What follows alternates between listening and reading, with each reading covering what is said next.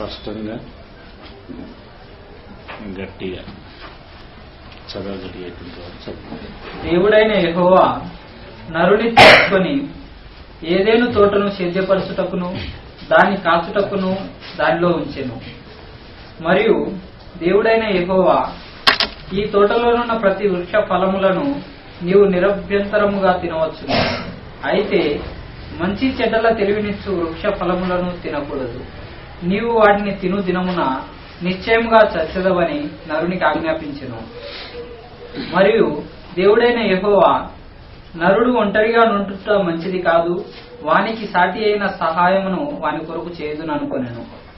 దేవుడైన యెహోవా ప్రతి భూజంతువును ప్రతి ఆకాశ పక్షిని నేల నుండి నిర్మించి ఆదాము వాటికి ఏ పేరు పెట్టునో చూచుటకు అతని యొద్దకు వాటిని రప్పించెను.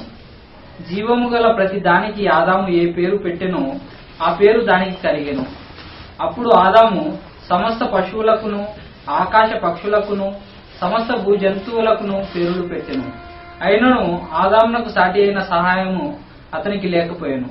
అప్పుడు దేవుడైన యెహోవా ఆదామునకు గాఢ నిద్ర కలుగజేసి అతడు నిద్రించినప్పుడు అతని ప్రక్కటెముకలలో ఒక దానిని తీసి ఆ చోటును మాంసంతో పూడ్చివేసెను.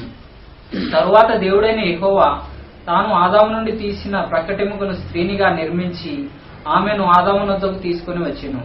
అప్పుడు ఆదాము ఇట్లనెను, నా ఎముకలలో ఒక ఎముక, నా మాంసములో మాంసము, ఇది నరునిలో నుండి తీయబడెను గనుక నారి అనబడును. కాబట్టి పురుషుడు తన తండ్రిని తన తల్లిని విడిచి తన భార్యను హత్తుకొనును, వారు ఏక శరీరమై ఉందురు.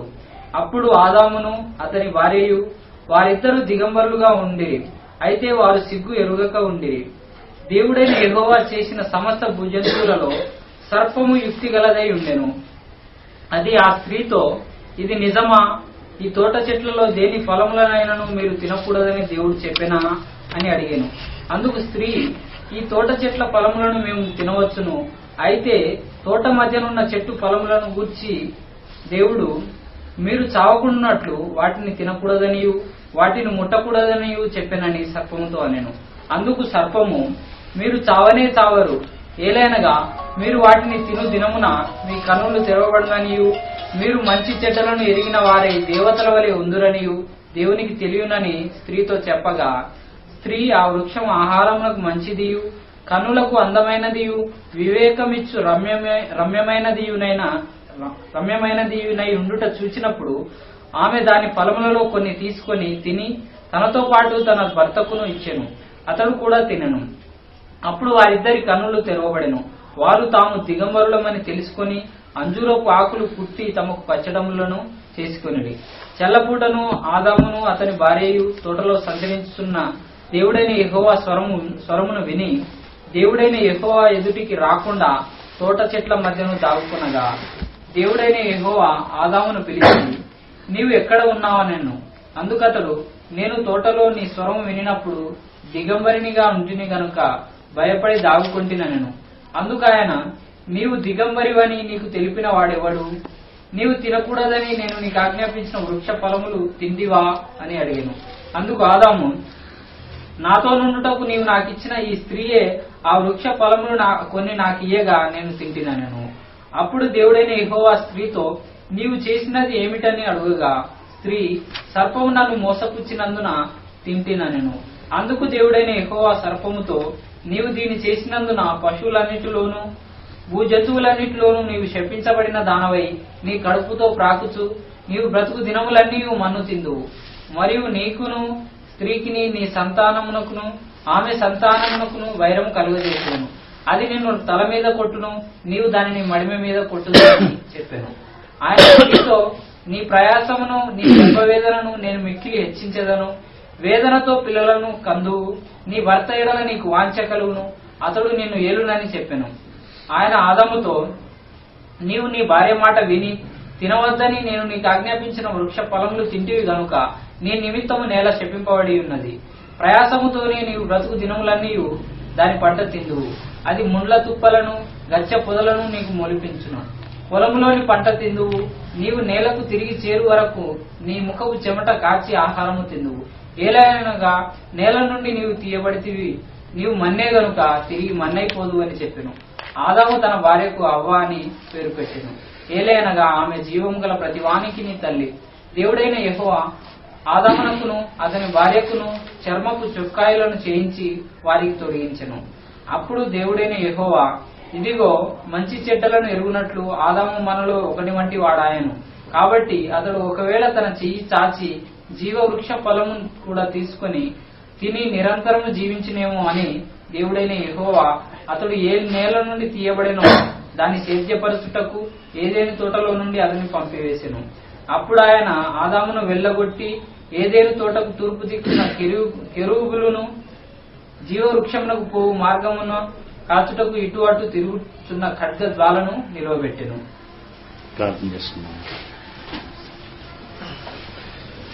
సర్వోన్నతుడైనటువంటి మా పరమ తండ్రి,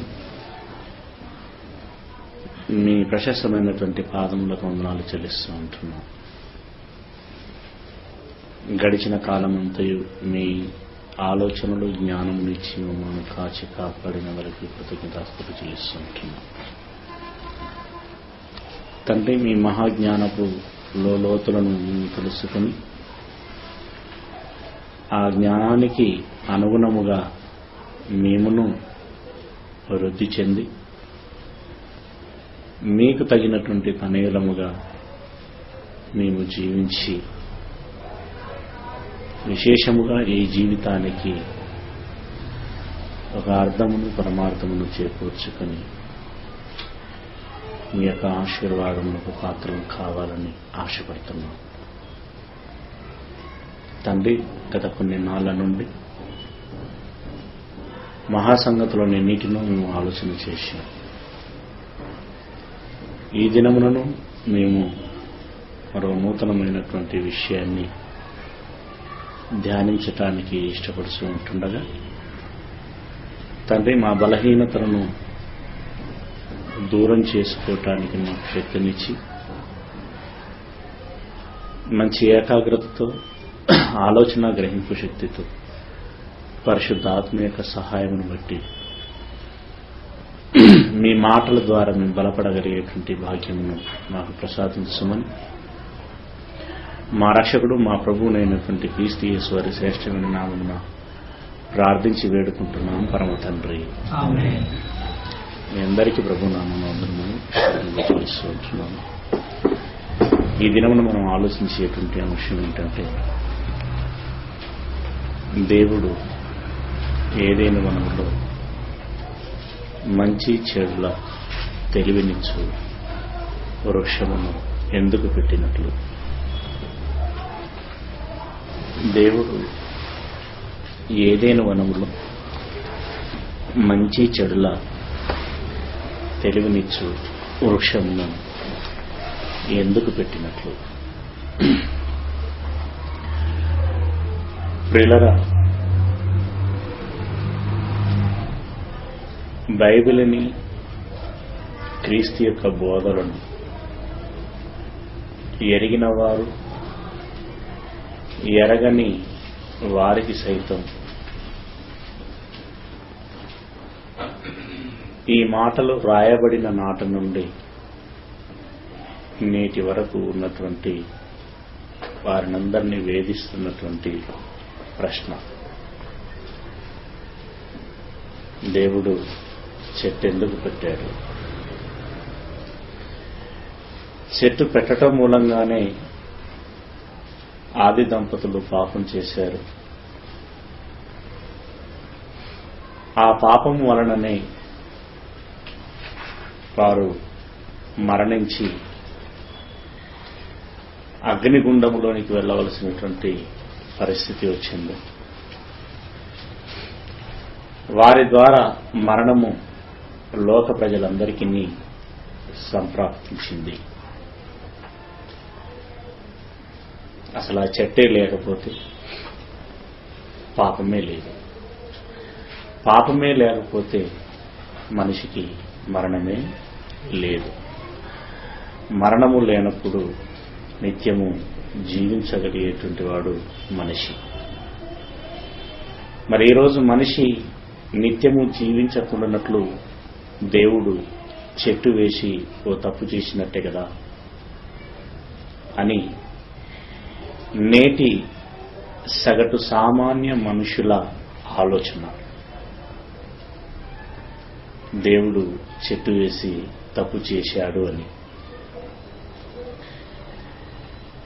తప్పు చేశాడని దేవుని నిందించే ముందు మనకి మనముగా ఒక ప్రశ్న వేసుకోవాల్సినటువంటి అవసరం ఉంది. ఏమని అనంటే, సరే చెట్టు వేసాడు, అది తింటే చస్తావు అని చెప్పాడు. సాతాను వచ్చింది, నువ్వు చావనే చావు. పిల్లరా, నిర్ణయం ఎవరిది? ఇప్పుడు ఎవరు బలవంతం చేసి లాక్కోలేదు, లేదా కుక్కలేదు.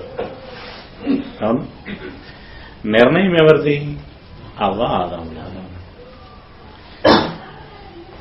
మరి తినడానికి ఉన్నటువంటి అధికారం తినకుండా ఉండటానికి లేదా వారికి? చెప్పండి. ఉంది. తినడానికి ముందుకు వచ్చినటువంటి ఆ జ్ఞానం తినకుండా ఉండటానికి ఎందుకు ముందుకు రాలేదు? ఆలోచించాలి పిల్లలు. నేరస్తులను విచారణ చేసేటప్పుడు నువ్వు దొంగతనం ఎందుకు చేశావు అనంటే, వస్తువులు ఉన్నాయి కనుక దొంగతనం చేశాను అంటే ఎలాగుంటుంది? అది ఎలాగుంటుందో ఇదిను అలాగనే ఉన్నదండి. ఆదాము పాపం చేయడం గల కారణం ఏంటంటే, ఏదైనా వనంలో చెట్టు ఉండబట్టే కదా అని అంటున్నారు. అంటే వస్తువు ఉంటే దొంగతనం చేస్తావా? విషం ఉంటే తాగుతావా?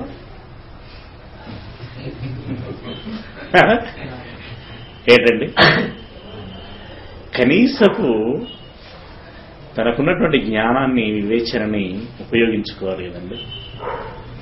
పిల్లరా, దేవుడు తన పిల్లలని గొప్పవారినిగా చూడాలి అనుకున్నాడు.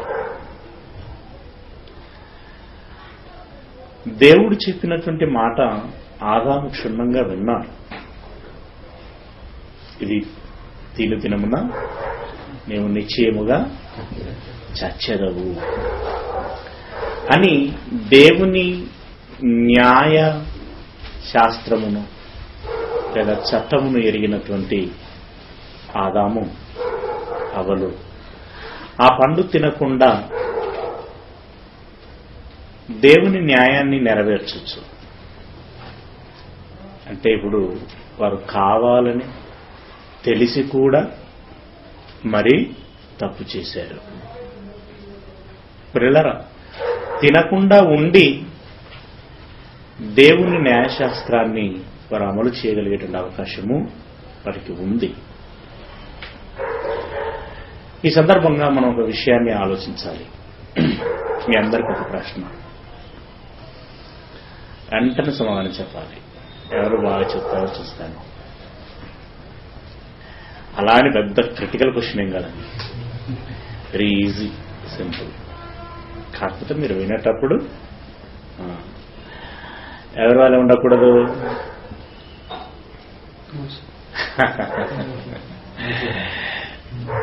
అలాగని పెద్ద అని అన్ని విషయంలో తప్పుపట్టలేమండి.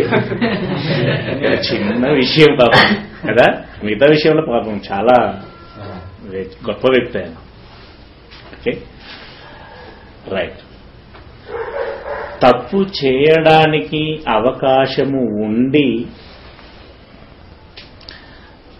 తప్పు చేయనివాడు గొప్పవాడా? అసలు తప్పు అనేది చేయడానికి అవకాశము లేకపోవటం మూలంగా తప్పు చేయనివాడు గొప్పవాడా? అవకాశం ఉంది, చేయనివాడు గొప్పవాడు. Very good. తప్పు చేయడానికి అవకాశము ఉన్నా చేయనటువంటి వాడే గొప్పవాడు. దేవుడు తన పిల్లలను గొప్పవారినిగా చూడాలంటున్నాడు. ఏమన్నా తప్ప? ఏమన్నా ఏ తండ్రైనా తన పిల్లలు గొప్పవారిగా ఉండాలని ఆశిస్తారు, కోరుకుంటారు. అలా అనుకోవటం తప్పేం కాదు. మరి దేవుడు తన పిల్లలను గురించి నా పిల్లలు గొప్పవారు అని చెప్పుకోవాలి అనంటే, ఒకవేళ చెప్పుకుంటే వెంటనే ఎదుటి వ్యక్తి అడుగుతాడు కదా, ఎందుకు గొప్పవాడు, ఎందులో గొప్పవాడు? అవునా? ప్రశ్న వస్తుంది. అప్పుడు ఆ గొప్పతనం ఏంటో దేవుడు చెప్పుకోవడానికి ఒక అవకాశం ఉండాలి. ప్రియులారా, మ్యూట్లో పెట్టండి.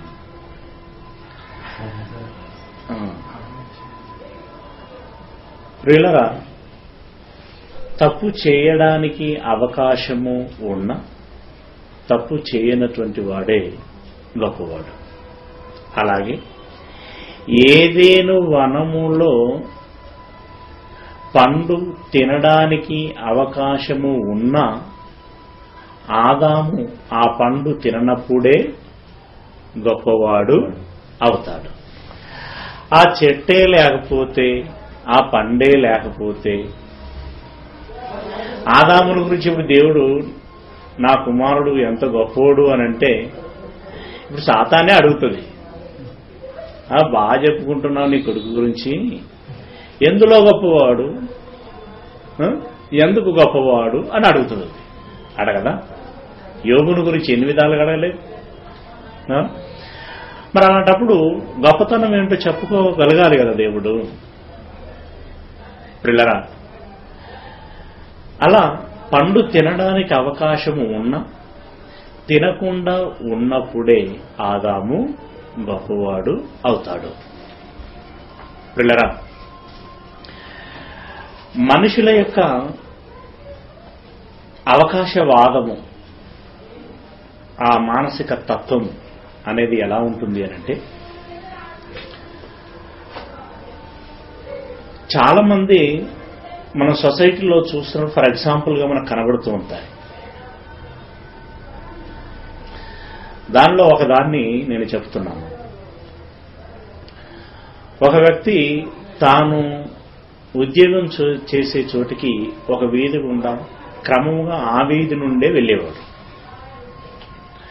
ఆ వీధిలో ఒక బ్యాంక్ ఉంది. ఉదయం వేళ వెళ్తున్నప్పుడు దాన్ని చూస్తూ వెళ్ళేవాడు, వస్తున్నప్పుడు చూస్తూ వస్తుండేటువంటి వాడు. మన యేసయ్య గనక బేతనీయకు వెళ్ళొస్తున్నప్పుడు అంజూరపు చెట్లు చూసి రైట్. అలా ఈయన ఎప్పుడు చూసినా మరి అక్కడ ఒక వాచ్మెన్, సెక్యూరిటీ గార్డు ఉండటం, అది తాళం వేసి ఉండటం, పగడబందీగా సెంట్రీలు ఉండటం, అలా గమనిస్తూ ఉండేటువంటి వాడు. అలా నెలలు, సంవత్సరాలు వెళ్తున్నాడు వస్తున్నాడు. ఒకనాటి సాయంకాల సమయమున అదే వీధి గుండా వస్తుంటే ఆ బ్యాంక్ యొక్క తలుపులు తెరిచున్నాయి. వాచ్మెన్ కూడా కనిపించలేదు. ఇదేంటి బ్యాంక్ తెరిచింది అని లోపలికి వెళ్ళాడు. లోపలికి వెళితే అక్కడ ఎవరు కనిపించలేదు, స్టాఫ్ ఎవరు లేరు. వెనకకు ముందుకు చూశాడు. ఇంత మంచి అవకాశం జీవితంలో మళ్ళీ ఎప్పుడు వస్తుంది అనుకున్నాడు. వెంటనే ఆ క్యాషియర్ కౌంటర్లో వీలైనంత మేరకి దోచుకున్నాడు, పోయిండు.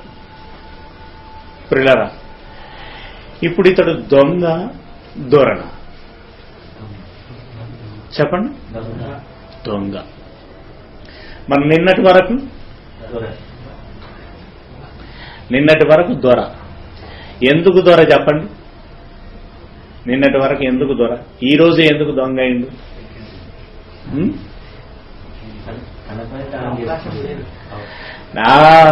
ఎవరు చెప్పింది మాట? నిన్నటి వరకు ఆ అవకాశము రాలేదు కనుక తన తత్వం ఏంటో బయట పడలేదు. కానీ స్వాభావికముగా తన తత్వం ఏంటి? అవకాశము ఉంటే దొంగతనం చేసేటువంటి రకమే. అవునా? అంటే ఎవరి రంగైనా బయటపడాలి అంటే వానికంటూ ఒక అవకాశము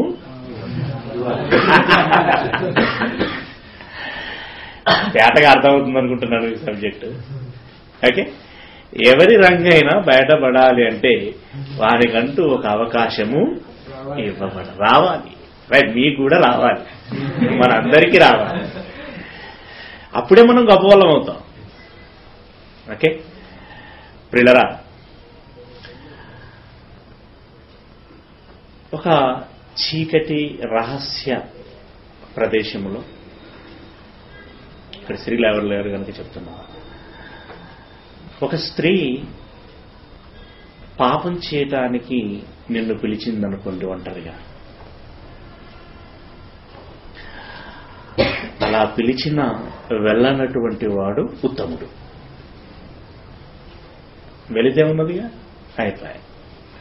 అవును, అలాగే పండు తినమని సాతాను పిలిచింది. అలా పిలిచినా వెళ్ళి తినకుండా ఉంటే ఆదాము ఉత్తముడు. అవును పిల్లరా, మరి ఆదాము పండు తిన్నాడు. పండు తినటం మూలంగా ఆయన స్వభావం ఏంటో మనకి తెలిసిపోయింది.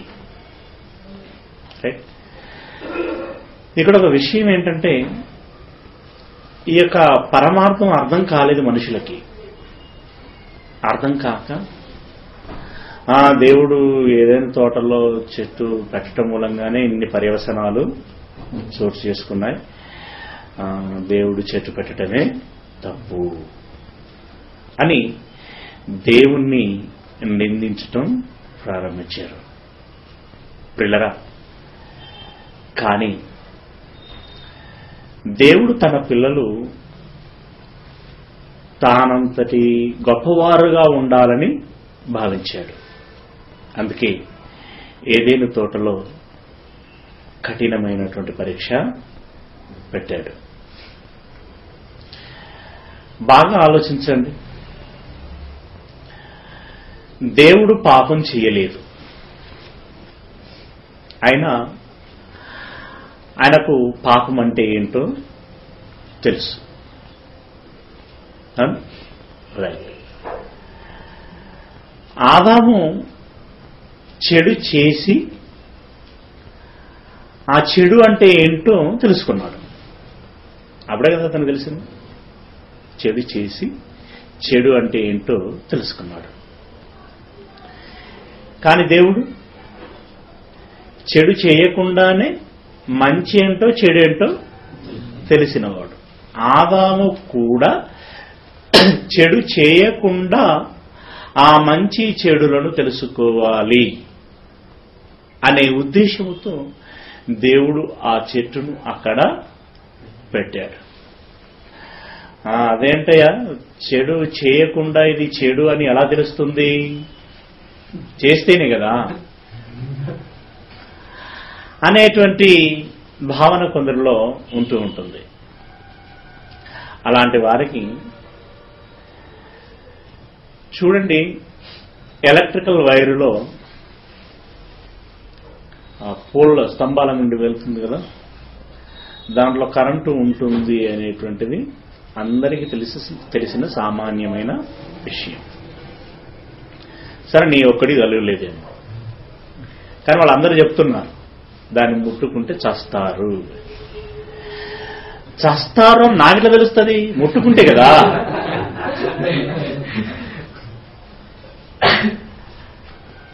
అని అనేటువంటి మాట ఎలాగనైతే ఉంటుందో, మరి ఆదాముకు ఇది తప్పని ఎలా తెలుస్తుంది? తప్పు చేసినప్పుడే కదా అని దీనికి తార్కిక ప్రశ్నలు వేసేటువంటి వారు చాలా మంది ఉన్నారు. పిల్లరా, అసలు ఆదాము ఎలాంటి వాడు? ఆదామును గురించి మనం ఒకసారి ఆయన నేపథ్యము ఒకసారి ఎరగాలి అనంటే, దేవుడు మొట్టమొదటిగా ఆదాము మాత్రమే ఉన్నప్పుడు అనస్థీసియా చేసి, అంటే మొత్తం అందించి, దాన్నే బైబిల్లో గాఢ నిద్ర కలగజేసి అని అన్నారు. గాఢ నిద్ర మీన్స్ మత్తులో ఉంచాడు అంటే అనస్థీసియా చేశారు. ఈ పక్కను కోసి ఓ ఎముకను తీసి మరలా దాన్ని మాంసంతో కూర్చేట కూట్లేసి ఆ ఎముకను ఏం చేసేది. ఇదంతా జరుగుతున్నంతసేపు ఆదాము దేంట్లో ఉన్నాడు? మత్తులోనే ఉన్నాడు.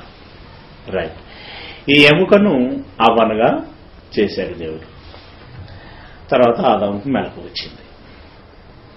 ఇప్పుడు అవ్వను ఆదాము ముందుకు తీసుకొచ్చినప్పుడు ఏమండి, దేవుడు పరిచయ కార్యక్రమాలు ఏం పెట్టలే అక్కడ.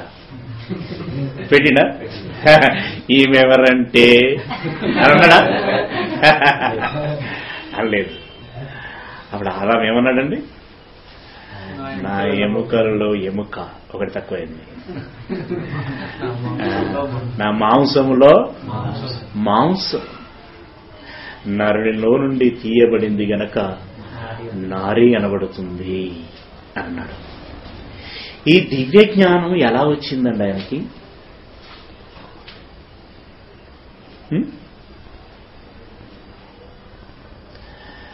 ఇలాంటి మాటలు ఎవరు చెప్పగలుగుతారు సహజంగా? దైవాంశ సంభూతులే చెప్పగలుగుతారు. అంటే ఇప్పుడు దివ్య జ్ఞానము కలిగినటువంటి దైవాంశ సంభూతుడా కాదా ఆదాము? ఒప్పుకోక తప్పదు. అంతటి జ్ఞాని ఆదాము. ఇంకో విషయం చెప్పను, అలనాడు ఆదాము పెట్టిన పేర్లే ఈ ప్రకృతికి, జంతువులకి, చెట్లకి ఇప్పటికీ కొనసాగుతున్నాయి. అంటే ఏంటంటే ఆయన ఆర్డినరీ మ్యానా? No, he was a very famous.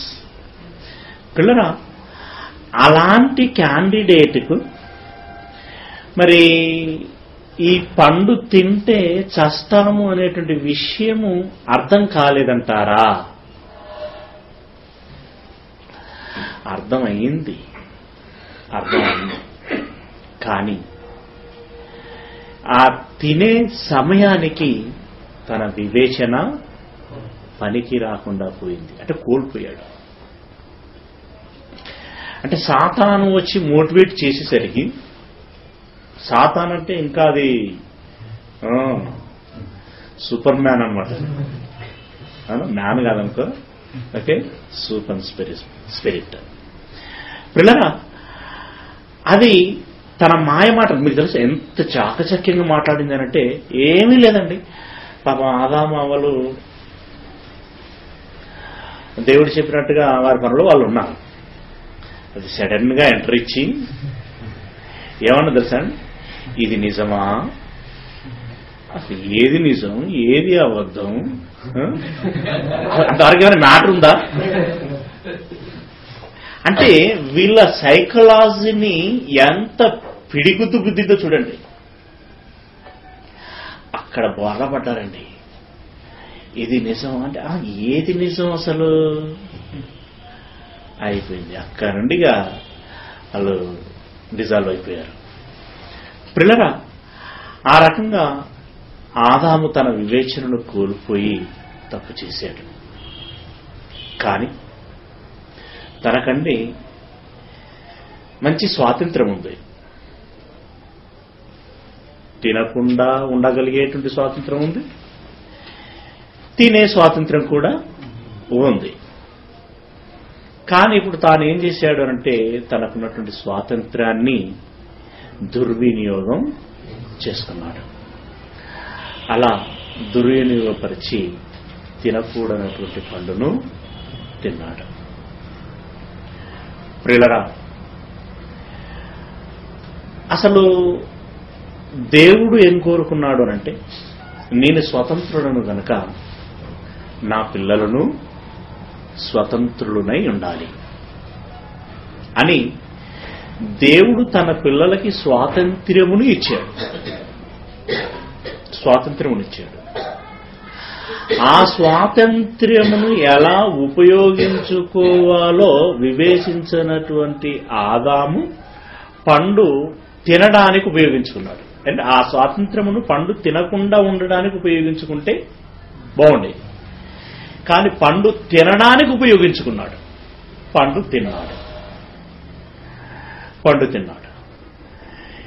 ఇలా తన స్వాతంత్రమును దుర్వినియోగపరుచుకుని పండు తిని తప్పు చేసి పాపమునకు కారణమైపోతే, ఇప్పుడు మనవారంటున్నారు దేవుడు ఏదేను వనములో చెట్టు వేయటం మూలంగానే ఆదాము పాపం చేయటానికి కారణమైంది,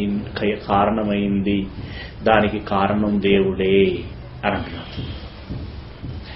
నిజంగా చేతగాని వాడు చెప్పే ఆఖరి మాట ఇదే.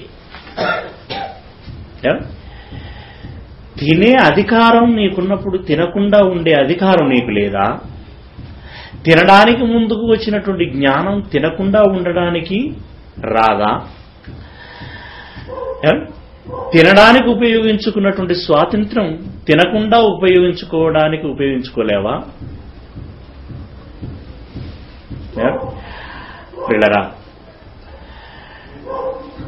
అసలు ఆదాము అవ్వల యొక్క స్వభావం ఎలాంటిది అని మనం ఆలోచిస్తే, జ్ఞానం వేరండి, తత్వం వేరు. అంటే స్వభావము వేరు. ఆదాముకి జ్ఞానం ఉంది, కానీ స్వభావమే చెడింది. మరి స్వభావం ఎలాంటిది అని మనము బైబిల్ని ఒకసారి చూస్తే, మీరు పండు తిన్న తర్వాత అప్పుడు వారికి మేము దిగంబరులము అని ఒక సిగ్గు కలిగి, మరి కచ్చడములు ఆకులతో కుట్టుకొని నడుము చుట్టూ కట్టుకొని ఉన్నారు. అయితే దేవునికి ప్రారంభంలో ఒక వాడుక ఏంటంటే, ప్రతి చల్లపూట వారి యొద్దకు వచ్చి మాట్లాడి వెళ్ళేవాడు. అలాగే రోజువారీగా చల్లపూట వారి యొద్దకు వచ్చి ఆదామా అని పిలిచాడు. ఎలాగూ దేవుడు వస్తాడు అని తెలిసిన ఆదాం ఏం చేశాడనంటే, ఓ చెట్టు చాటున నతికాడు. ఆదామా అని పిలిచాడు. నీవు పిలిచినప్పుడు నేను దిగంబరిగా ఉంటిని గనక నేను చెట్టు చాటున ఉన్నాను అన్నాడు. ఇదేంటి? నిన్నటి వరకు లేని దిగంబరత్వం ఈనాడే ఎలా వచ్చింది నీకు? నీవు దిగంబరివని నీకు చెప్పిన వాడు ఎవడు? చూడండి ఆ సందర్భాన్ని. ఆది కాండము 3వ అధ్యాయము, ఆది కాండము 3వ అధ్యాయము 8వ వచనం నుండి దేవుడైన యెహోవా ఆదామును పిలిచి 8వ వచనం నుంచి, చల్లపూటను ఆదామును అతని భార్యయు తోటలో సంచరించుచున్న దేవుడైన యెహోవా స్వరము విని, దేవుడైన యెహోవా ఎదుటికి రాకుండా తోట చెట్ల మధ్యను దాగుకొనగా దేవుడైన యెహోవా ఆదామును పిలిచి నీవు ఎక్కడ ఉన్నావనెను. అందుకతడు నేను తోటలో నీ స్వరము వినినప్పుడు దిగంబరునిగా ఉంటిని గనుక భయపడి దాగుకొంటిని అని నేను. దిగంబరునిగా ఉంటిని గనక భయపడి దాగుకొంటిని అని. చాలా జాగ్రత్తగా ఆలోచించండి పిల్లరా. అసలు బట్టలు లేవు అని తెలిసినవాడు జ్ఞాన, బట్టలు లేకపోయినా కూడా నాకేమీ లేవు అని అనుకోకుండానే మామూలుగా తిరుగుతున్నటువంటి వాడు జ్ఞాన. ఇప్పటి లెక్కల ప్రకారము వస్త్రము లేవని తెలుసుకొని మరి సిగ్గుపడి వస్త్రాన్ని కప్పుకునేవాడు జ్ఞాని. అవును.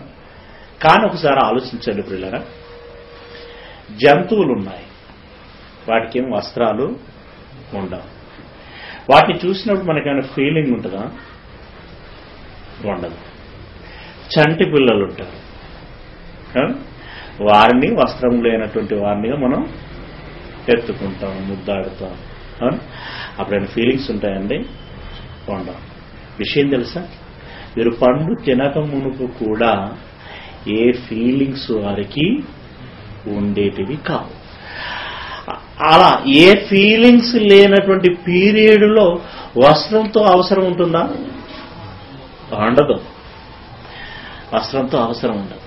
ఫీలింగ్ వచ్చిన తర్వాతనే వస్త్రం యొక్క అవసరం పడింది. మరి ఇప్పుడు చెప్పండి, ఆ పండు తినకముందు ఉన్నటువంటి పరిస్థితి బెటరా, పండు తిన్న తర్వాత కలిగిన ఈ భావ ప్రాప్తి ఉందే ఇది బెటరా? ఏది బెటరు? ఒరిజినల్ గా తినకముందు ఉన్నటువంటి పరిస్థితే బెటర్. పండు తిని ఓ సమస్య కొని తెచ్చిపెట్టుకున్నాడు. ఇప్పుడు ఈ వస్త్రాలు ఇవన్నీ మోతకోలు, వీటికి డబ్బులు, ఇవన్నీ నిజం అండి ప్రాక్టికల్ గా. ఇప్పుడు మనకేమంటే ఇది కావాలా, రేవన్ కావాలా, లేకుంటే ఓసీఎం కావాలా, అండి ఈ పాలిస్టరా, కాటనా, బ్రాండెడా, అన్బ్రాండెడా, ఇదంతా సమస్య చూడండి పిల్లరా. వారు పండు తిన్నారు, వారికి సిగ్గు కలిగింది. ఇప్పుడు ఏమంటున్నారు? వస్త్రములు లేవని. అంతకుముందు చూడండి, అంతకు ముందుకు ఏ ఫీలింగ్ లేదు, దేవుడి పిల్లగానే హ్యాపీగా ముందుకెళ్లారు, తండ్రి అని అన్నారు. ఇప్పుడు వస్త్రములు లేవని దేవునికి దూరంగా ఉంటున్నారండి, దాక్కుంటున్నారు. అంటే ఇప్పుడు దేవునికి దూరంగా ఉండి దాక్కోవలసిన ఆ పరిస్థితి ఎందుకు వచ్చింది? అంటే ఇప్పుడు పండు తినడం మూలంగా మేలు జరిగిందా, కీడు జరిగిందా? అంటే దేవునికి అంటే ఇప్పుడు దేవునికి దూరంగా జరిగేటువంటి ఈ అంకురార్పణ, ఈ పరిస్థితి, ఈ ప్రారంభం ఎప్పటి నుండి ప్రారంభం చూడండి, పండు తిన్న నాట నుండి దేవునికి దూరముగా జరగటం అనేది ప్రారంభమైంది. రైట్, పండు తిన్నారు. ఇప్పుడు దేవుడు అడుగుతున్నాడు, ఏమని అడుగుతున్నాడు? అందుకాయన నీవు దిగంబరివని నీకు చెప్పిన వాడు ఎవడు? నీవు తినకూడదని నీవు దిగంబరివని నీకు చెప్పిన వాడు ఎవడు? ఆదామా, ఒకవేళ నేను తినకూడదని చెప్పినటువంటి పండును తిన్నావా ఏంటి అంటే ఆయనకు తెలవక కాదు సుమా. ఈయన నుండి ఏం సమాధానం వస్తుందో తెలుసుకోవటానికి తెలియనటువంటి వాడుగా ప్రశ్నిస్తున్నాడు. అంతే కదా, అప్పుడప్పుడు కొన్ని రావాలంటే ఏం తెలవనట్టుగానే ఉండాలి. పిల్లరా, అలా దేవుడు అంటున్నాడు, అదేంటి ఏదైనా మరి నేను తినకూడదని చెప్పిన పండును ఏమైనా తిన్నావా ఏంటి అని అన్నప్పుడు, మరి నిజంగా ఏమండి ఈయన ఏ విధమైనటువంటి కల్మషం లేనటువంటి వాడైతే మరి ఆదాం ఏం చెప్పాలి? తండ్రి తిన్నాను, తప్పైపోయింది, క్షమించండి, పొరపాటున తొందరపడ్డానయ్యా, క్షమించండి అనంటే ఎంత బాగుండండి, ఎంత బాగుండు. కానీ ఏమన్నాడో చూడండి, అందుకు ఆదాము నాతో నుండుటకు తిన్నాను అంటలేడు, మాట చూడండి రివర్స్ వస్తుంది, స్ట్రేట్ ఫార్వర్డ్ లేదు విషయం. నాతో నుండుటకు నీవు నాకు ఇచ్చిన ఈ స్త్రీయే, నాతో ఉండుటకు నీవు పాయింట్ అవుట్ చేస్తున్నాడు. అక్కడ లాయర్లు కోర్టులో వాదించేటప్పుడు చూస్తా ఉంటారు, ఆ ముద్దాయి నుండి ఏ వర్డ్ వస్తుందో, ఏ బిట్టు దొరుకుతుందో అని కాచుకొని చూస్తుంటారు. దొరకగానే పట్టేస్తారు. ఆగు, ఏమన్నావు మళ్ళీ చెప్పు. ఏం లేదయ్యా, నేను ఇంటి దగ్గర నుండి బయలుదేరి రోడ్డు మీదికి రాగానే, రోడ్డు మీదికి ఎందుకు వచ్చావు నువ్వు? రోడ్డు మీదికి అంత ఎర్లీగా నువ్వు రావాల్సిన అవసరము ఏమొచ్చింది? ఇక లాగుతా ఉంటాడండి దాన్ని. అవునా ప్రియులరా? ఇప్పుడు ఆదాము కూడా ఏమంటే లాయర్ అయిపోయాడు. ఇక్కడ ఏమంటున్నాడు? నాతో నుండుటకు నీవు నాకు ఇచ్చినటువంటి ఈ స్త్రీయే ఆ వృక్ష ఫలములు కొన్ని నాకు ఇయ్యగా, ఆ వృక్ష ఫలములలో కొన్ని నాకు ఇవ్వగా నేను తింటిని. నేను నాకై నేను తినాలని నేను తినలేదు. నేను తినడానికి గల కారణం ఏమిటంటే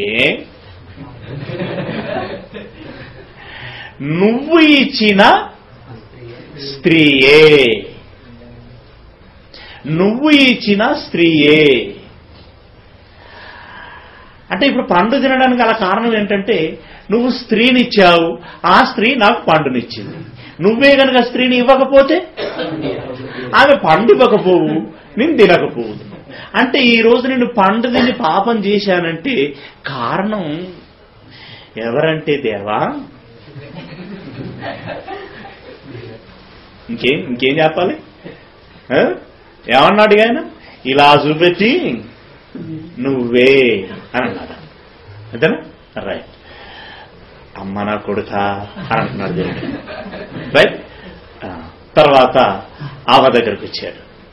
అవ్వని అడిగాడు. ఇప్పుడు అబ్బాయి ఏమంటున్నా చూడండి. యెహోవా స్త్రీతో నీవు చేసినది ఏమిటని అడగగా, నీవు చేసినది ఏమిటని అడగగా స్త్రీ సర్పము నన్ను మోసపుచ్చినందున, ఆమె మాట చూడండి, ఆమె మాట అంటే ఆమె కూడా వెంటనే ఏమండి ఈ ఫిలాసఫీని ఆదాము నుండి నేర్చుకుంది.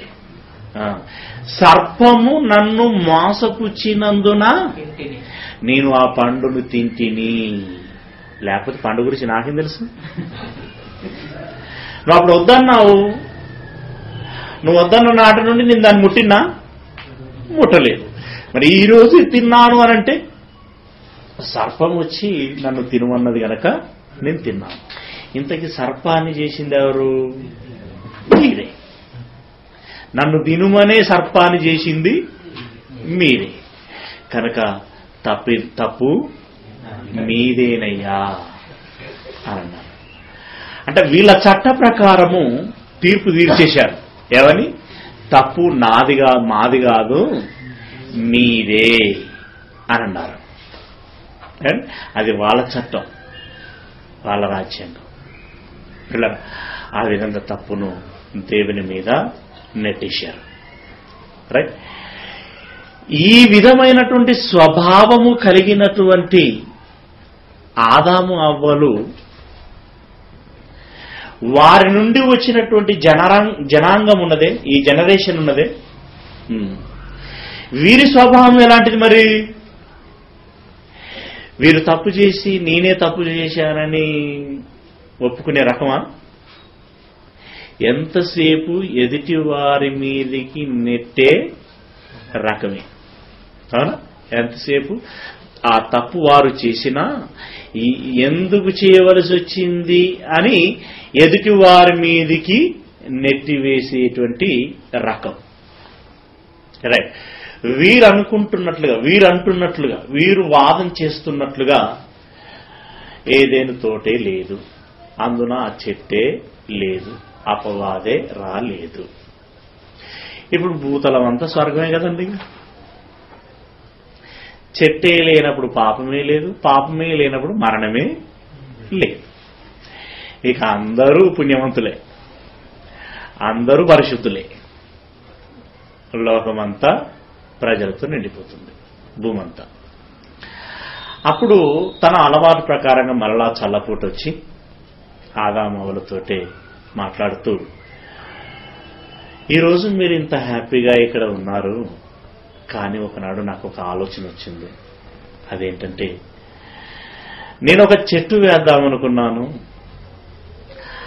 ఆ చెట్టు గనక నేను వేసి ఉంటే మీరు ఆ పండ్లను తినేవారు. తింటే మీరు పాపం చేసిన వారి కింద నరకంలోనికి త్రోసివేయబడేవారు. ఈ ప్రకృతి నాశనమయ్యేది, మీరు నరకంలోనికి వెళ్ళిపోయేవారు అని దేవుడు గనక ఒకవేళ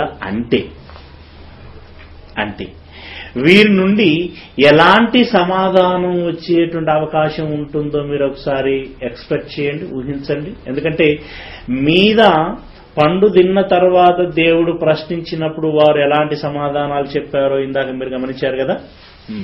దాన్ని దృష్టిలో పెట్టుకొని ఇప్పుడు నేను చెట్టు వేద్దామనుకున్నాను, వేస్తే గనక మీరు ఇప్పుడు ఇక్కడ ఉండేవారు కాదు, మీరు తప్పు చేసేవారు, నరకంలోనికి వెళ్ళిపోయేటువంటి వారు అని గనక దేవుడు అంటే ఇప్పుడు వారు ఏమని సమాధానం ఇచ్చే అవకాశం ఉందో ఒకసారి మీరు ఎక్స్పెక్ట్ చేయండి.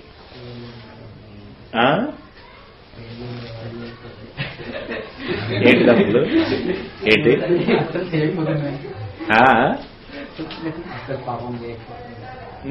అదే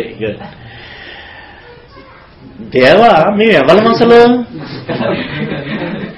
మీ పిల్లలం,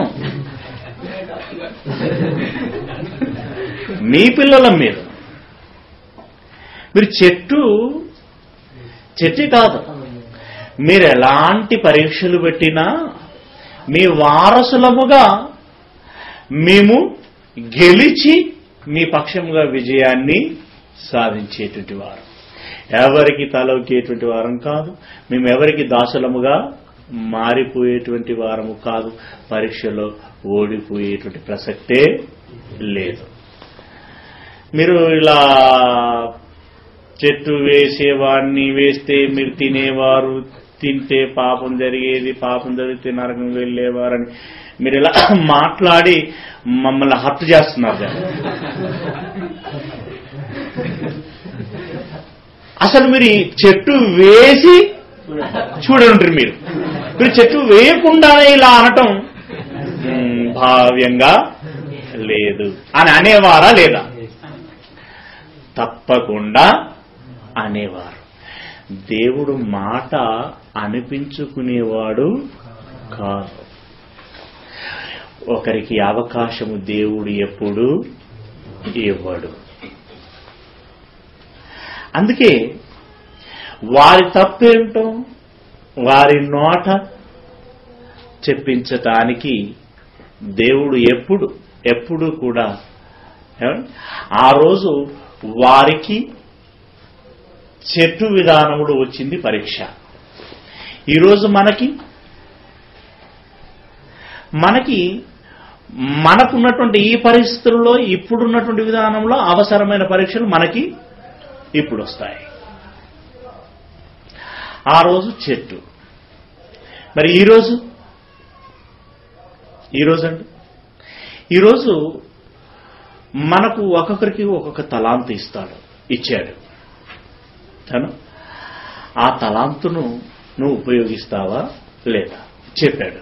ఇప్పుడు మనకేం చెప్పాడు? మీరు సర్వలోకమునకు వెళ్ళి సర్వ సృష్టికి సువార్తను ప్రకటించాలి.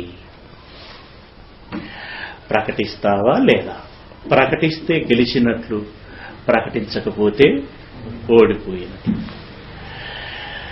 దేవా, నాకు ప్రకటించాలని ఉండే గాని పరిస్థితులు కుదరలేదయ్యా అంటే ఓడిపోయినట్టే. నువ్వు పరిస్థితులను అధిగమించాలి. ఒక విషయం తెలుసా, ఆ రోజు చెట్టు పండు ఆకర్షించింది. అవును, ఇప్పుడు నీ శరీరానికి కూడా ఒక ఆకర్షణ ఉంది, శరీరాశ అని అంటాం.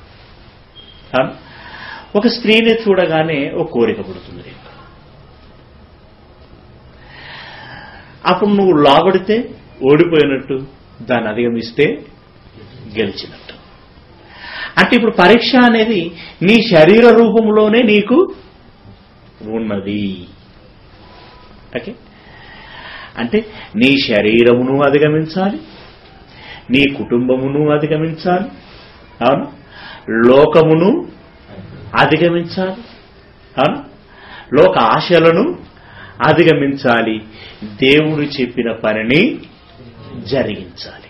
అప్పుడు నువ్వు గెలిచినట్లు, అప్పుడు నువ్వు గొప్పవాడవు అయినట్లు. పిల్లరా, దేవుడు ఆదాము విషయంలో ఆ విధంగా అడిగితే ఆ విధమైనటువంటి సమాధానం వచ్చేది అనేటువంటిది ఖచ్చితం.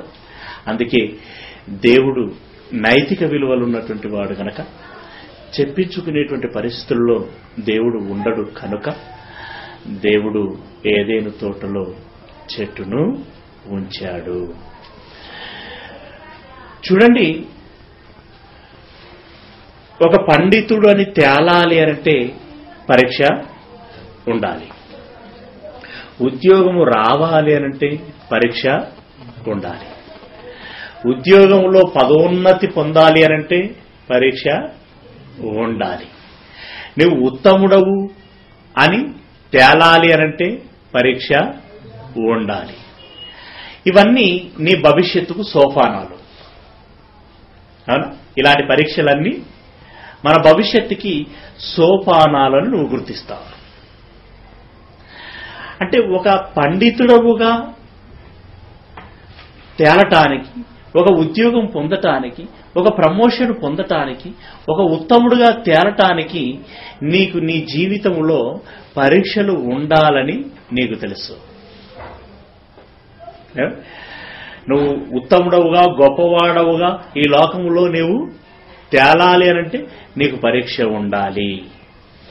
కానీ కలకాలము ఉండేటువంటి పరలోకము చేరాలి అనంటే మరి ఏ విధమైనటువంటి పరీక్ష ఉండకూడదా? ఆ పరలోకం వెళ్ళాలి అనంటే ఏ విధమైనటువంటి పరీక్ష ఉండకూడదా? మరి నేటి మన వాళ్ళ జాస్తి ఎలాగున్నది అనంటే దేవుడు ఏ పరీక్ష పెట్టకూడదు. ఒకవేళ పెట్టినా మేము తప్పు చేశామని అనకూడదు. ఆ తప్పు తన మీదనే వేసుకొని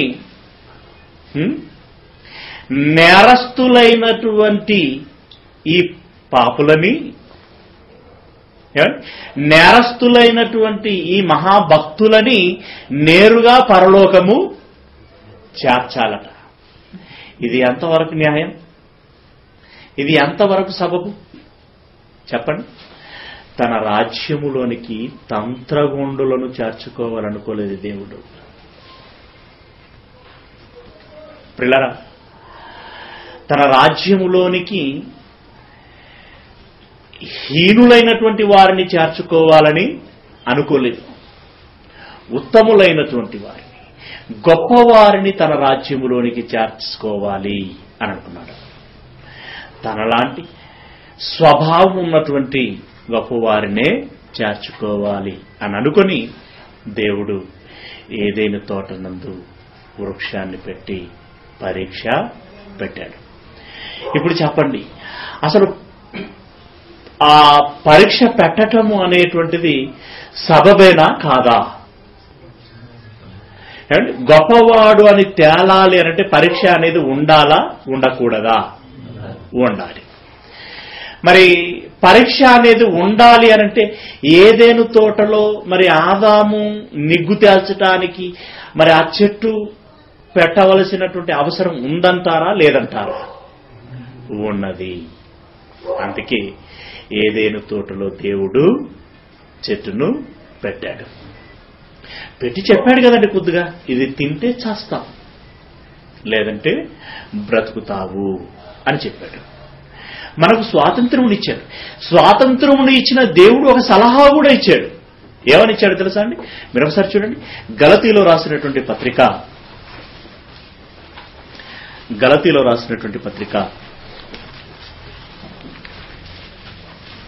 5వ అధ్యాయము 13వ వచనం. గలతీలో రాసినటువంటి పత్రిక 5వ అధ్యాయము 13వ వచనం. సహోదరులారా, మీరు స్వతంత్రులుగా ఉండుటకు పిలువబడితిరి. అయితే ఒక మాట, మీకు స్వాతంత్రం ఉంది కాదనటం లేదు, కానీ ఒక మాట అంటే ఇట్ మీన్స్ నాదొక సలహా. ఎందుకైనా మంచిది ఒక మాట చెప్తున్నాను, జాగ్రత్త మనసులో పెట్టుకోండి. ఆ స్వాతంత్ర్యమును శరీర క్రియలకు హేతువు చేసుకొనక ప్రేమ కలిగిన వారే శరీర క్రియలకు హేతువు చేసుకొనకండి అని అంటున్నాడు. మీకు స్వాతంత్రం ఉంది కాదనటం లేదు, కానీ ఆ స్వాతంత్ర్యమును మీరు శరీర క్రియలకు హేతువు చేసుకొనకండి. అంటే శరీర క్రియలకు మీరు వాడుకొనకండి. చూచుటకు రమ్యముగా ఉండదను. పద భాష ఎలా ఉన్నదంటే అక్కడ ఆ పండును చూసినప్పుడు స్త్రీ ఏమనుకున్నదట? ఆ 3వ అధ్యాయంలో ఏమన్నా చూడండి ఒకసారి చదవండి.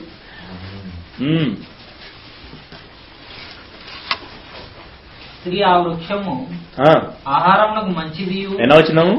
6వ వచనం. ఆహారమునకు మంచిదియు కన్నులకు అందమైనది. కలర్ఫుల్ గా ఉన్నదంటే మనం విడిచిపెట్టాం. ఎందుకండి అందుకే ఈ బలహీనత ఎరిగినటువంటి ఈ వ్యాపారస్తులు, ఈ హోటల్ మేనేజ్మెంట్ వాళ్ళు ఏం చేస్తారో తెలుసా అండి? చేసేది అంతా కామనే, కానీ డిష్లో పెట్టుకొని వచ్చేటప్పుడు అండి దాన్ని డెకరేట్ చేసుకొని వస్తాడు. దాంట్లో బిర్యానీ ఉందనుకోండి, మీద ఏం చేస్తాడు? ఏమండి ఎర్రెర్రై పచ్చపచ్చయి అలా మీద చల్లుకొని వస్తాడు. అవి చూడగానే ఏమండి అబ్బా ఎంత ఆకర్షణీయంగా ఉంది అని అనుకుంటాం. పిల్లరా, దాన్ని తింటే గాని అర్థం కాదు అది ఎంత శాతం. అవునా? ఈమెకి ఎలా కనపడిందట? కనులకు అందమైనది, వివేకమిచ్చు రమ్యమైనది ఉండుట చూసి పడిపోయింది. ఎక్కడ పడిపోయింది? రమ్యంగా ఉందట, అందమైనదిగా కనబడిందట. పిల్లరా, ఆకర్షణీయంగా కనబడింది, వెంటనే పడిపోయింది. అంటే మరి ఇదంతా కూడా కన్ను చూస్తుంది, నేత్రాశ అన్నాం. అవును, తిరుటకు రమ్యమైనది అంటే నాలుక, శరీరాశ. అంటే ఇటు కన్ను కోరుకున్నది, అటు నాలుక కోరుకున్నది, అంతే ఫ్లాట్ అయిపోయింది, పడిపోయింది, పండు తిన్నది, పాపం చేసింది. అందుకే ఏమంటున్నానంటే నీ స్వాతంత్ర్యమును శరీర క్రియలకు హేతువు చేసుకొనక. సలహా ఇస్తాడే తప్పితే దేవుడు నువ్వు చేసేటప్పుడు మాత్రం మధ్యలో ఇంటర్ఫియర్ అవ్వడు. మీ గతంలో ఎప్పుడు చెప్తూనే ఉంటాను ఈ డైలాగ్. ఏంటది? మనము బ్రతికి ఉన్నప్పుడు చేసే పనిలో దేవుడు మనలను పట్టించుకోడు, కానీ మరణించిన తర్వాత మాత్రం విడిచి పెట్టడు. అవును, అదే చేస్తాడు, ఇంటర్ఫియర్ కాడు. అదే చెప్తున్నాడు చూడండి, రోమపత్రిక 6వ అధ్యాయం 20వ వచనం.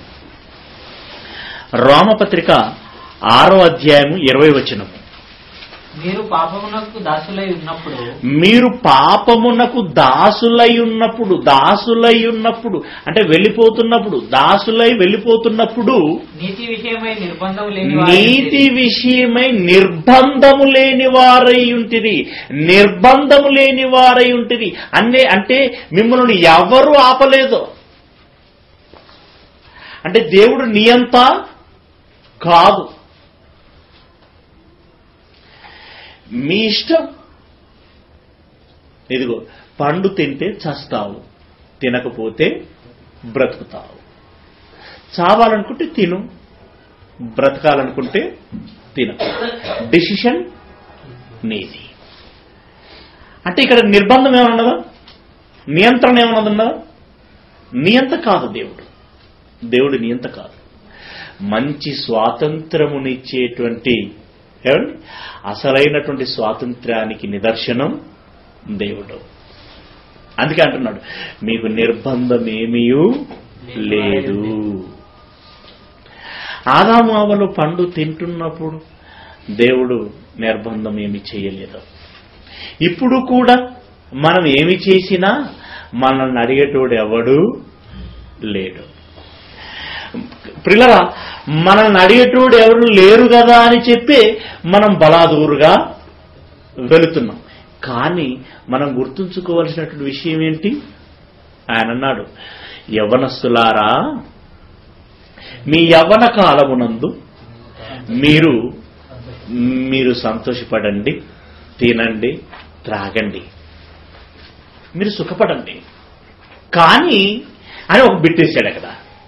చూడండి ఎక్కడ, ప్రసంగి గ్రంథము 11వ అధ్యాయము, ప్రసంగి గ్రంథము 11వ అధ్యాయము 9వ వచనం. యవ్వనుడా నీ యవ్వనమందు సంతోషపడుము, నీ యవ్వనమందు సంతోషపడుము, నీ యవ్వన కాలమందు నీ యవ్వన కాలమునందు నీ హృదయం సంతుష్టిగా ఉండనిమ్ము, నీ హృదయము సంతుష్టిగా ఉండనిమ్ము, నీ కోరిక చొప్పునను నీ కోరిక చొప్పునను నీ దృష్టి యొక్క ఇష్టము నీ చొప్పునను దృష్టి యొక్క ఇష్టము చొప్పునను ప్రవర్తించుము. అయితే వీటన్నిటిని ఒక మాట వీటన్నిటిని బట్టి నీవు భూమి మీద బ్రతికినన్ని దినములలో నీవు చేసేటువంటి ఆలోచన, మాట్లాడేటువంటి మాట, చేసేటువంటి కార్యములు, అనుభవించేటువంటి అనుభవాలన్నీ కూడా నీకేది కావాలనిపిస్తే అది చెయ్యి. అంటే ఇక్కడ దాని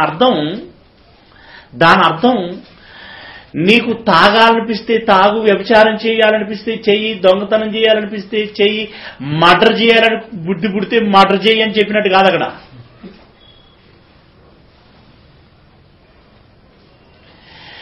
నీకు నిర్బంధం ఏదీ లేదు. ఇదిగో నేను చెబుతున్నాను కదా, ఆదామవ్వలకు చెప్పాను, ఇప్పుడు మీకు చెబుతున్నాను. ఇదిగో పరలోకం అనేటువంటి ఒక మార్గం ఉంది, పాతాళం అనేటువంటి మరో మార్గం కూడా ఉంది.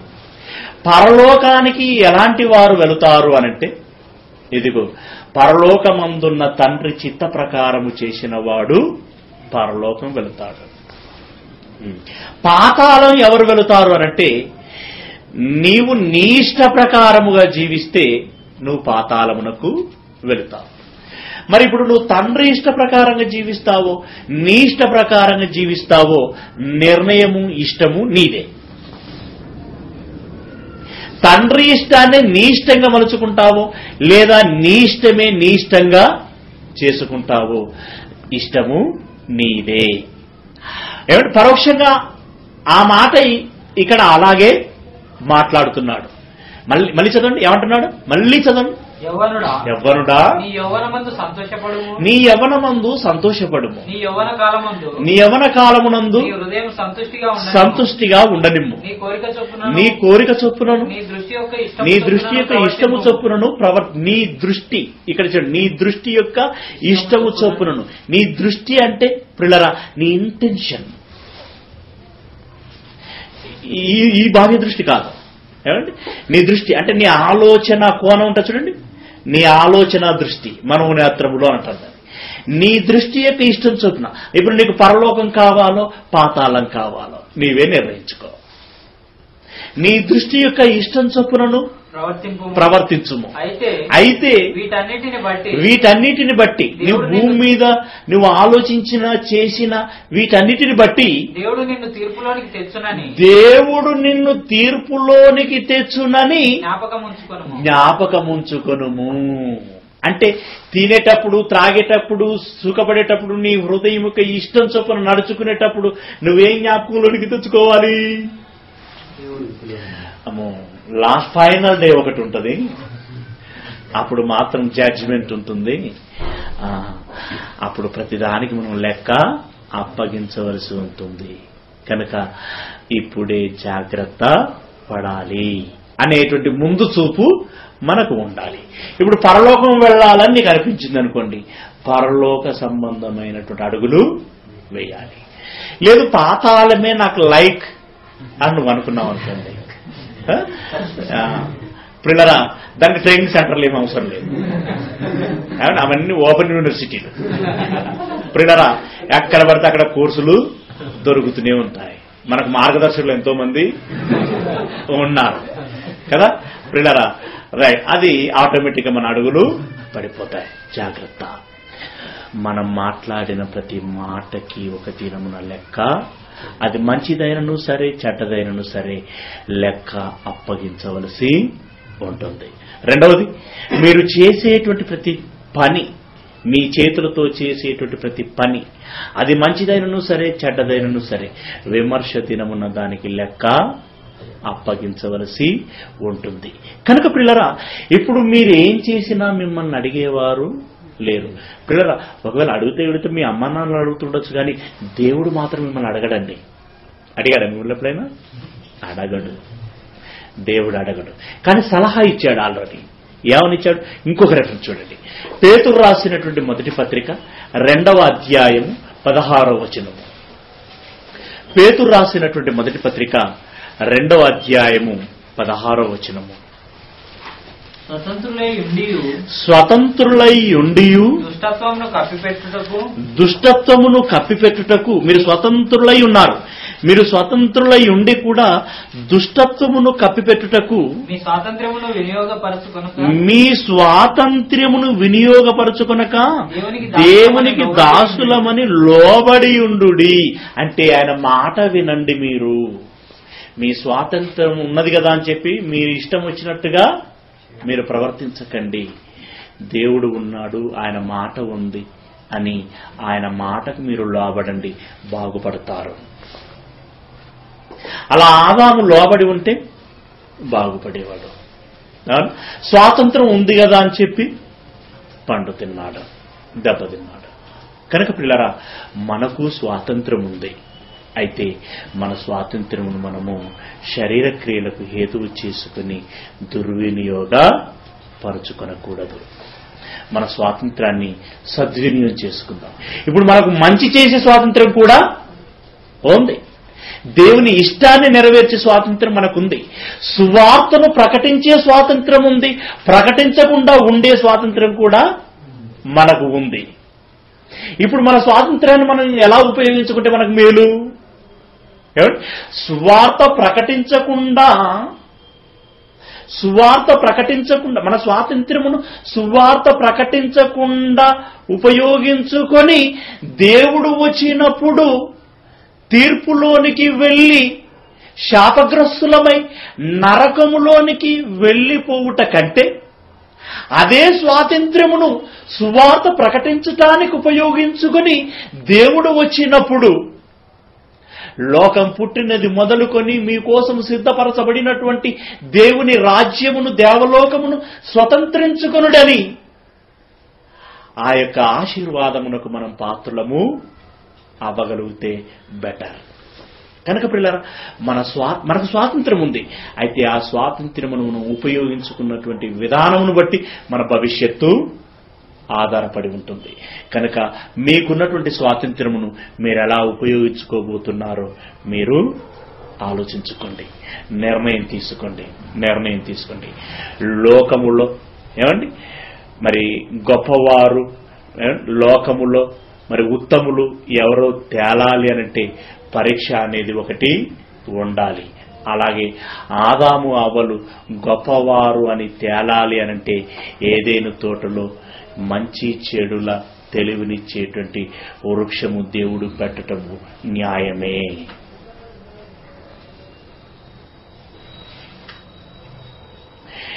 Any doubt in this subject?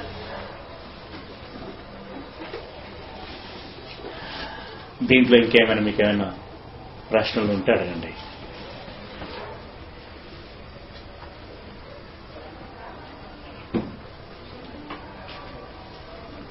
ఏం లేదా? ప్రార్థన చేసుకుందాం.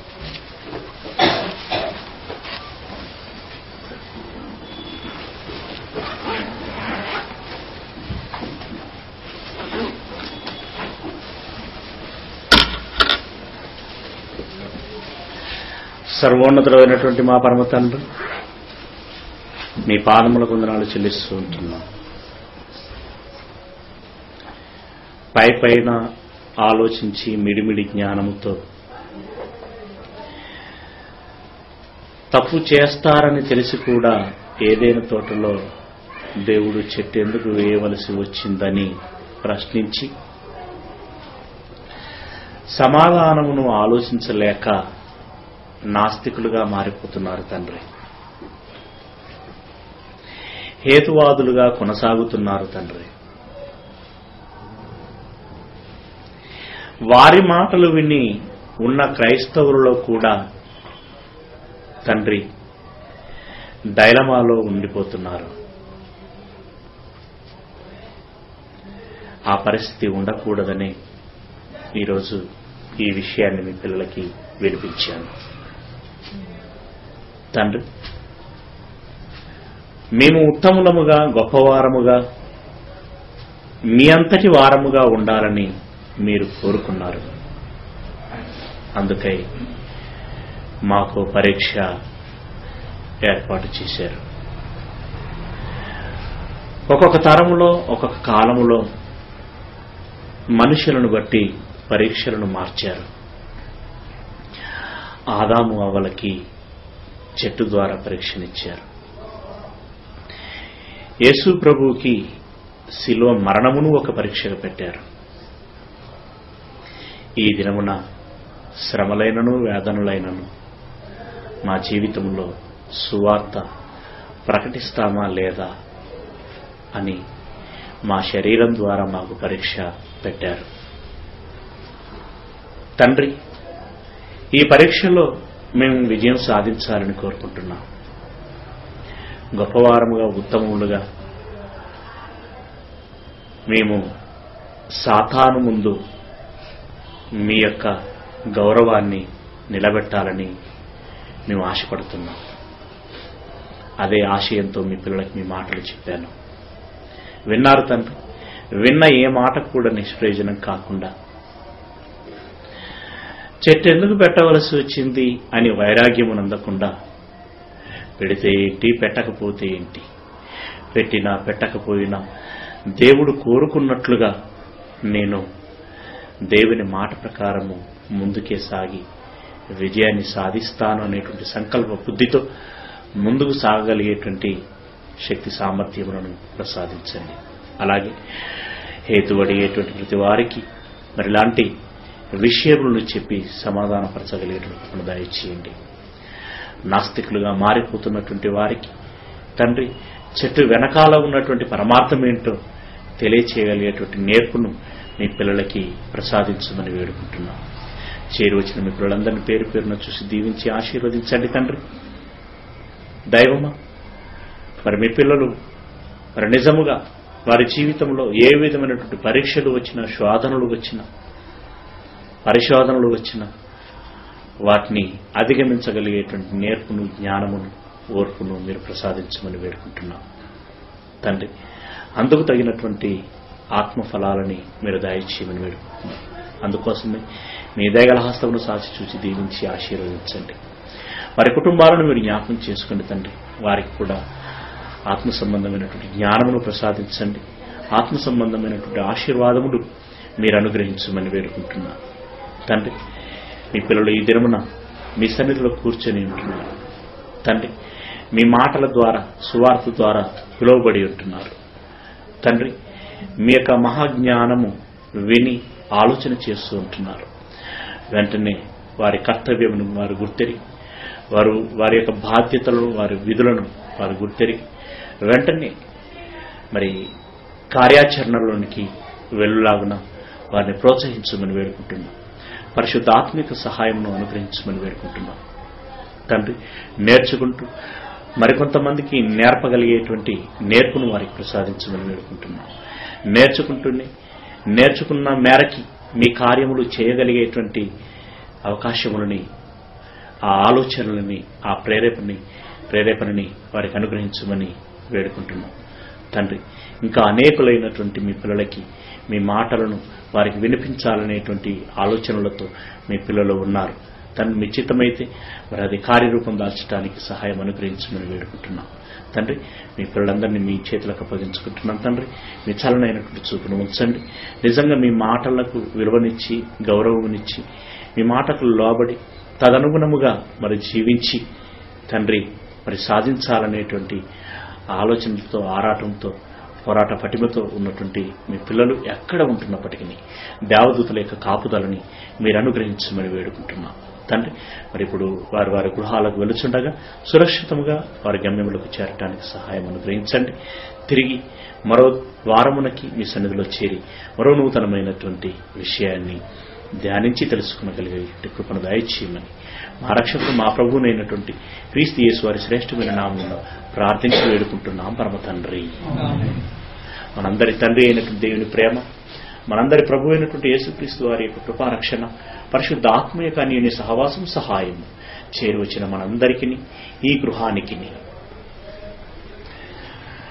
జీవితంలో ఎలాంటి పరీక్షలు వచ్చినా వాటిని అధిగమించడానికి మేము ఎల్లప్పుడూ సిద్ధముగా ఉండి దేవుని మెప్పును పొంది దేవలోకానికి హక్కుదారులం కావాలనేటువంటి ఆలోచన కలిగిన ప్రతి వారికి సదాకాలం తోడై ఉండునుగాక.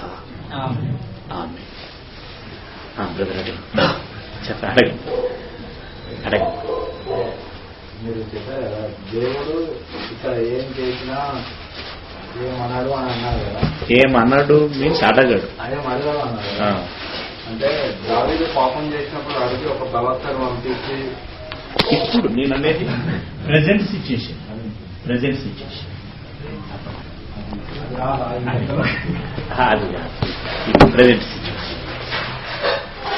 ఇప్పుడు ఆ ఛాన్స్ లేదు. ఒక ప్రవక్తను పంపించి అది సరి చేసింది కదా. అట్లాంటి సిచ్యువేషన్ లేదు. అంటే ఇప్పుడు బ్రదర్ అదెందుకు చేస్తున్నా, ఇప్పుడు సలహాలు ఇవ్వటము, ప్రేరేపణ ఇవ్వటము, ఇప్పుడు ఉదాహరణకి నేను సువార్త ప్రకటిస్తున్నాను, మీకు జ్ఞానం అందిస్తున్నానంటే అది దేవుని ఏర్పాటు. దీంట్లో కూడా ఏముంది, దీంట్లో కూడా మొదలు ఏముందంటే, ఇదిగో ఇది చేస్తే ఈ త్రోవలో వెళితే ఈ గమ్యం చేరుతాం, ఇదిగో ఇది చేస్తే ఈ త్రోవలో వెళ్తే ఫలాని గమ్యం వెళ్తాం అని ఒక సూచన, ఒక ఇంటిమేషన్ మాత్రమే ఉంటుంది తప్పితే, నువ్వు ఇది మాత్రమే చెయ్యని బెత్తం పట్టుకొని, ఇప్పుడు తుపాకీ పట్టుకొని నిన్ను నీ దగ్గర నిలబడి నిర్బంధించి ఇట్లే వెళ్ళు అని చెప్పేసి చేయి పట్టుకుని గొలుసులు వేసుకుని లాక్కుపోయేవారు ఎవరు లేరు ఉన్నారా? అది నిర్బంధం లేదు, సూచనలున్నాయి.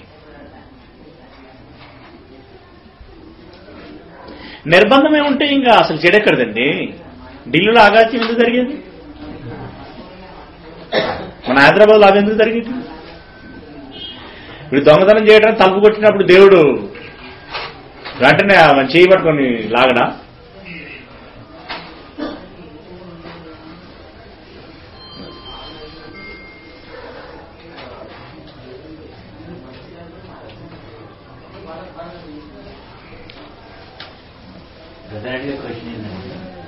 ఆ కాలంలో ప్రభుత్వం ద్వారా హెచ్చరిస్తాడు కదా, ఈ కాలంలో ఎట్లా హెచ్చరిస్తుంది అని.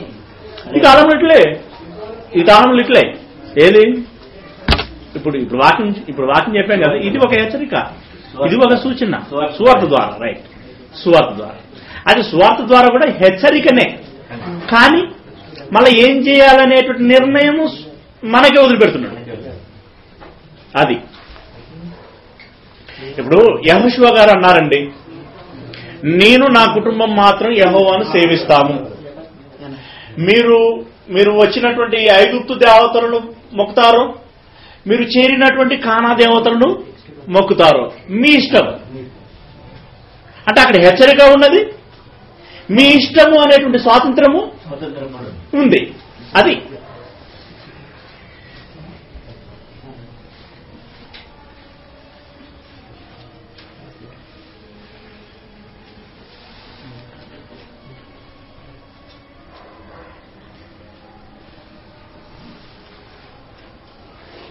చాలా మంది అడుగుతుంటారు, తప్పు చేస్తుంటే దేవుడు ఆపొచ్చు కదా. ఉండాలని కోరుతున్నాడు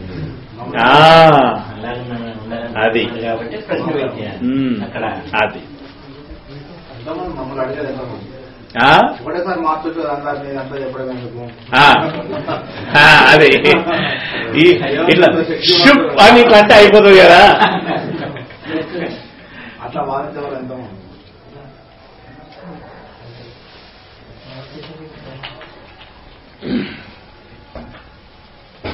అలా చేస్తే ఏమైపోతుందంటే రోబోకి మనకు తేడా ఉండదు, ఉంటుందా? మరి నిజంగా ఇప్పుడు ఒక బ్రదర్తో నాకు కలిగేటువంటి ఫీలింగ్ రోబో ద్వారా వస్తుందా? అంటే అలా దేవునికి వస్తుందా?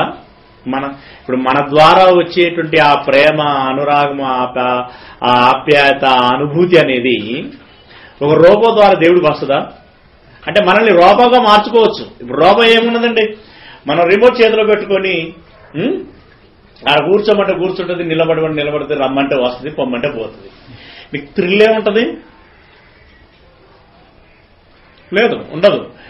రోబోకి ఒక సహజమైనటువంటి వ్యక్తికి చాలా తేడా. అయితే మనల్ని ఇప్పుడు మనం రిమోట్ పెట్టుకుని రోబోను ఆడించినట్టుగా దేవుడు కూడా తన దగ్గర రిమోట్ పెట్టుకుని మనల్ని ఆడించవచ్చు. సిట్ అంటే మనం కూర్చోవలసిన పరిస్థితి ఏర్పడుతుంది, స్టాండ్ అంటే నిలబడవలసిన పరిస్థితి, అలా మనల్ని ఆడించగలడు ఆయన. కానీ అలా ఆడిస్తే నువ్వెంత ఆయాసపడుతావు ఒకసారి ఆలోచించు. రెండవది, అలా ఆడించి నన్ను ప్రేమించరా అని చెప్పి మరి ఆయన నిన్ను బటన్ల ద్వారా ఆపరేట్ చేయించుకొని ప్రేమ పొందితే అది ఎలా ఉంటుందండి? ఇప్పుడు మన అమ్మ ఉన్నది, న్యాచురల్ గా ప్రేమిస్తే మనకు ఎలా ఉంటుంది? అమ్మ నువ్వు నన్ను ఎలాగో చూస్తున్నావు, నువ్వు ప్రేమించట్లేదు, నువ్వు చూసుకోవట్లేదు అని అన్నప్పుడు ఆయన వాటర్ పాల గ్లాస్ అని చెప్పి ఇట్లా ఇచ్చింది. ఆ ప్రేమ ఎలా ఉంటుంది? నేను అడిగినందుకు ఇస్తున్నావా, అయితే వద్దు అని అంట. అంటే అది నీకు ఇష్టం లేదు.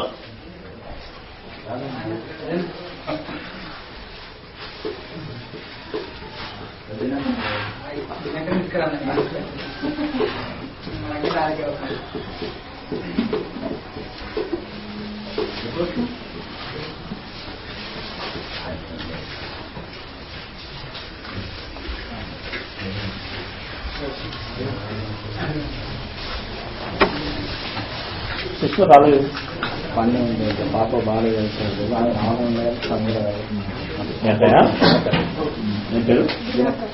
కరణ్ అడ్రస్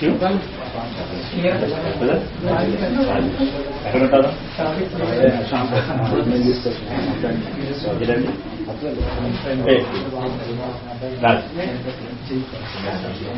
మీ దగ్గర చేస్తారా?